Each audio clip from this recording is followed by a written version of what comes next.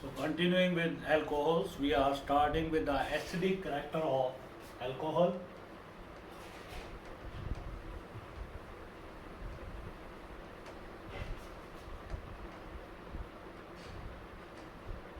Alcohols are very weak acid, even they are weaker than water. It is due to plus I effect of the alkyl group. This alkyl group is electron repelling group, therefore it pushes electron towards oxygen, and oxygen has less tendency to pull the shared pair of electron, and still alcohols are little bit polar in nature. When alcohol loses proton, it acquires negative charge on oxygen. This ion is called as alkoxide ion. The alkoxide ion is very less stable. It is not as stable as alcohol, so stability of alkoxide ion is less. Therefore, this equilibrium has net tendency to go in the backward direction.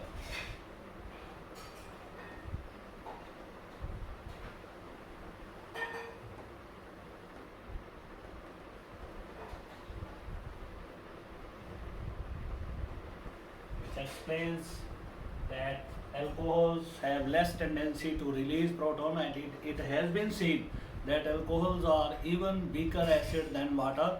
Water does not contain any alkyl group. It has two hydrogens whose electron repelling character is very less as compared to alkyl group. So we can say water, although it is neutral, it is considered to be a neutral compound, but it has more tendency to release protons as compared to alcohols. So alcohols are very weak acid. It is because of absence of resonance and plus I effect of the alkyl group, due to which the stability of alcohol or alkoxide ion is very less.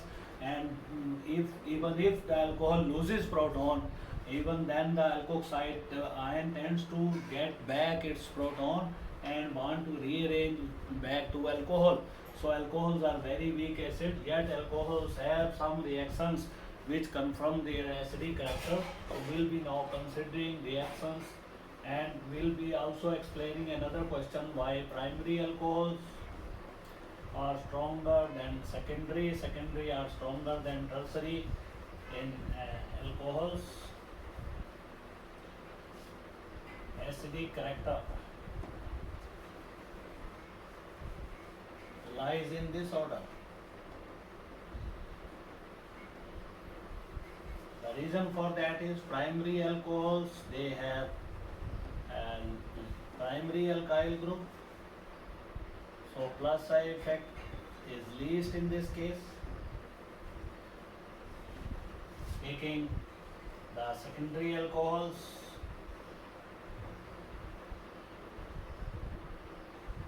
where plus I effect is more, and coming to tertiary alcohols, plus I effect further increases. So plus I effect is maximum. So it is maximum polar due to least plus I effect. It is moderately polar, and this is least polar. So acidic character of primary alcohol, it is stronger acidic than secondary alcohol, which is stronger than tertiary alcohol.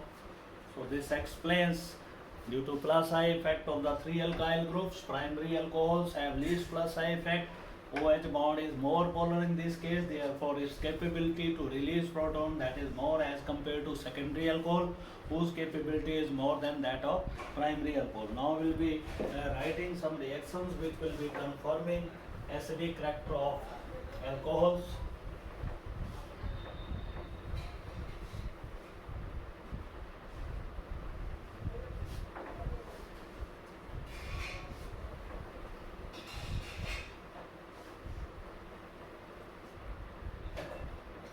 So we will be now discussing reactions confirming acidic character of phenols, alcohols. First is action of active metals.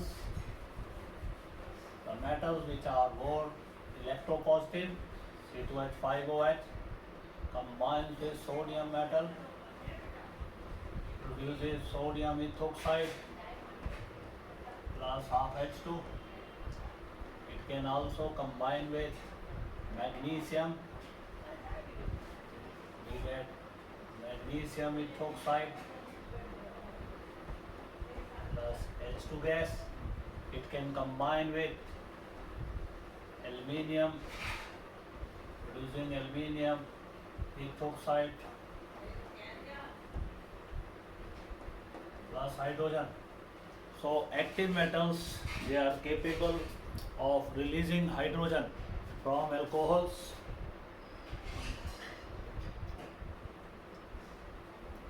They combine with alcohol, releasing hydrogen. It confirms the acidic character of alcohols.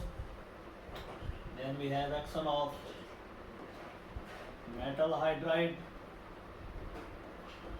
Alcohols react with sodium hydride and produce H2 gas. Sodium ethoxide is the salt produced here. Then third is the action of Grignard reagent. Grignard reagent is able to release active hydrogen from alcohol and produces alkane. You will get CH4 plus C2H5 OMGBr. This is ethoxy magnesium bromide. Then we have action of acetyl chloride and acetic anhydride. They produce esters on reacting with alcohol C2H5OH. It will release HCl in the presence of some basic medium. Product will be CH3COO C2H5. This is called as ethyl ethanoate. Then we have action of acetic anhydride. Two molecules of alcohol, they combine with single molecule of acetic anhydride in basic condition. You will get two molecules of ester plus water is obtained. So this is our fourth reaction which explain acidic character of phenols. Then we come to very important reaction that is called as Schotten-Bowman reaction. In that reaction, it is benzoyl chloride which reacts with alcohol and it reacts with hydrogen, active hydrogen of the alcohol. So fifth reaction is Schotten-Bowman reaction. This is a named reaction where alcohol combines with benzoyl chloride, releases HCl. In the presence of basic conditions, you will get ethyl benzoate.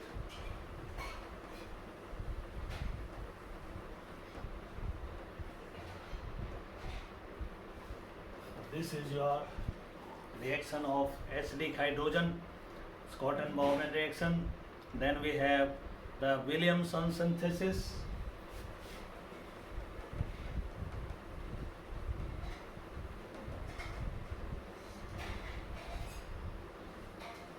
This is a reaction of sodium, salt of alcohol with alkyl halide on heating.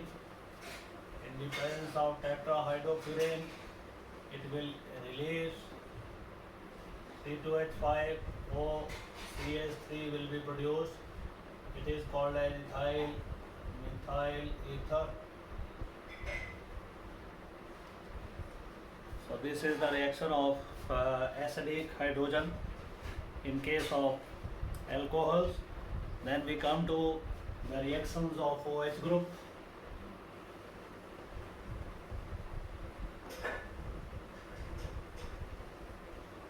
These reactions we have already discussed. Group's reaction, PCl5, PCl3, Pi3, 8 reactions has been done. Number one is Group's reaction, C2H5OH combines with HCl in the presence of anhydrous ZnCl2, eliminates a water molecule here, we get C2H5Cl, and then we have second reaction, Darjan reaction. These are name reactions. Ethyl alcohol combines with thionyl chloride in the presence of pyridine, which is a basic compound, helps to release proton, and HCl. Product will be C2H5Cl plus SO2. SO2 escapes in the form of gas. This method is used to prepare pure alkyl halide. Then we have third action of PCl5. We have already done these reactions during preparation of alkyl halides. Whenever PCl5 reacts, it gives chloroalkane plus POCl3 plus HCl. Then we have 4, 5, 6 reactions. They are of similar nature. Action of PCl3, 3 C2H5Cl plus phosphorus acid is obtained. Then we have action of PBr3. This is obtained by heating phosphorus with bromine. We get 3 molecules of bromoethane along with that phosphorus acid. Then we have 3 molecules of ethanol reacting with Pi3. It is also prepared in the reacting vessel by heating phosphorus and iodine. We get 3 molecules of iodoethane plus H3PO3. So these are the 6 reactions which are confirming that alcohols have active OH group also, which can be replaced by halogen. By these reactions, it can also be replaced by NH2 group, giving amines, and it can also combine with the primary amines, giving you the secondary amines. So up to now we have studied 6 reactions of OH group.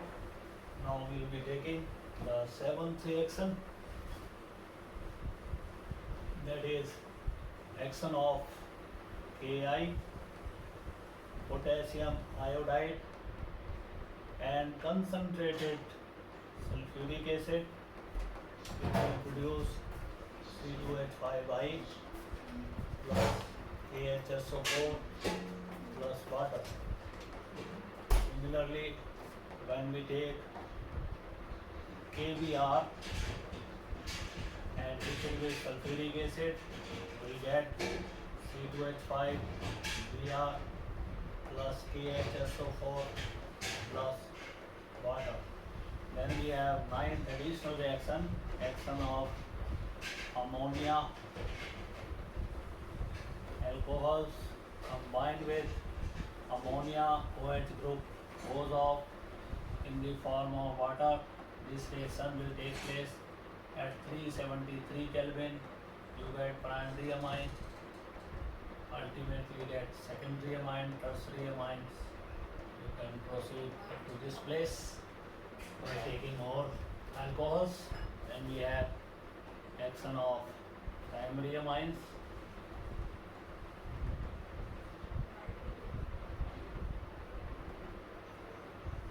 Alcohol combined with primary amine or NH2. We release water. This reaction takes place at 373 Kelvin. You get secondary amine. This is N-methyl aminoethane. So these are the 10 reactions of OH group which confirm that OH group of alcohols that is also active just like bases, and it reacts with the reactive compounds where OH group is replaced by halogens or amino group. Then we have very important question: discuss the action of sulfuric acid. Discuss action of concentrated H2SO4 on ethanol at different temperatures. First is at 383 Kelvin, ethyl alcohol combines with sulfuric acid concentrated, releasing water and give you ethyl hydrogen sulfate. When temperature is increased, it is done 413 Kelvin. Then two molecules of ethyl alcohol, they react in the presence of concentrated sulfuric acid, which act as a dehydrating agent here and will give you diethyl ether. This reaction takes place at 413 Kelvin. Then at 433 to 443 Kelvin, alcohols produce alkenes. By dehydrating themselves, releasing water, we get C2H4. And fourth reaction is on distillation. The mixture of ethyl alcohol and sulfuric acid, when distilled, will get diethyl sulfate. We will write here distillation of this mixture will give you two water is lost and we get diethyl sulfate. So these are the reactions of sulfuric acid with ethyl alcohol at different temperature. This is very important reaction from examination point of view. So you must remember, memorize these four reactions, that these products are very important. They are formed at different temperature. Then we have the mechanism of dehydration of alcohols.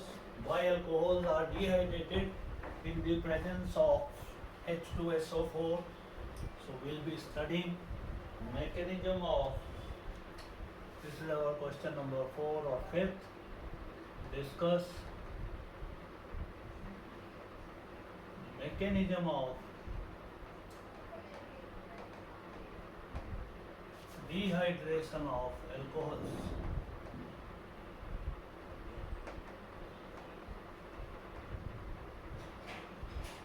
In the presence of acids.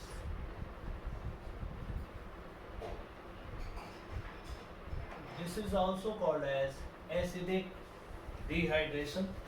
So how alcohols they get dehydrated in the presence of acids? First step is H2SO4 breaks up to give you H positive plus HSO4 negative ion. These H positive ions, they will attack the lone pairs of the oxygen and will produce protonated alcohol, C2H5OH twice. This is called as protonated alcohol. This loses water, give you ethyl carbocation. Ethyl carbocation later on releases proton, give you ethylene. And there is a question, when 1-butanol is subjected to acidic dehydration, we should get 1-butene as a major product, but we get butene as a major product. So question number 5 is, when butane-1-ol is dehydrated by butene is the major product, not but1-ene is formed. But1-ene is not formed, it is butene which is formed. The reason for that can be explained as this is our butyl alcohol, normal butyl alcohol having OH and two lone pairs. Proton is supplied by acid. It will be getting protonated and will give you protonated alcohol. This protonated alcohol loses water, forms primary butyl carbocation. Primary butyl carbocation is less stable, therefore it will be rearranging by transferring this hydrogen to this. It will be rearranging to CH3, CH2, CH positive, CH3. This is secondary butyl carbocation. It is more stable, that's why primary has changed into secondary butyl carbocation, and more stable will now lose hydrogen, proton from this carbon.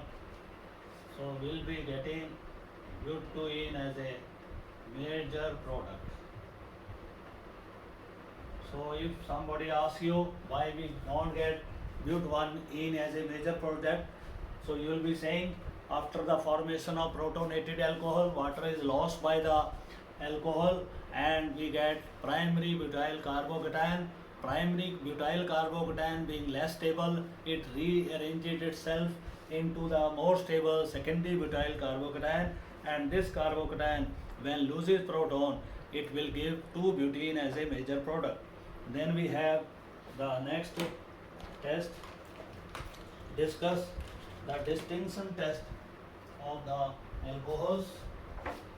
Alcohols can be differentiated the three types of alcohol: primary, secondary and tertiary alcohols. They are to be differentiated on the basis of chemical reactions. So there are 5 tests to differentiate between the alcohols. ठीक है, give tests to differentiate between primary, secondary and tertiary alcohols. So first test is Lucas test. In this test, all the samples of alcohols, they are treated with a mixture of HCl and anhydrous ZnCl2. Primary alcohols, when heated with this mixture, they give turbidity only on heating. Secondary alcohol produce turbidity without heating but within 5 minutes. Tertiary alcohols, they give immediate turbidity. The reaction can be demonstrated as primary alcohol combines with HCl in the presence of anhydrous ZnCl2 liberating water, and this is done, heating is required in this case. Without heating, no turbidity. Turbidity of alkyl halide only on heating. Without heating, no turbidity is seen. Then we have secondary alcohol. This is isopropyl alcohol treated with same reagent. Water is lost, turbidity is seen. Turbidity in 5 minutes without heat.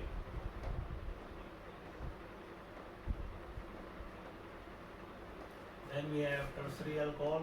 This is our tertiary butyl alcohol treated with same reagent. It will give you tertiary butyl chloride, immediate turbidity. No heat, no weight, immediate turbidity is seen.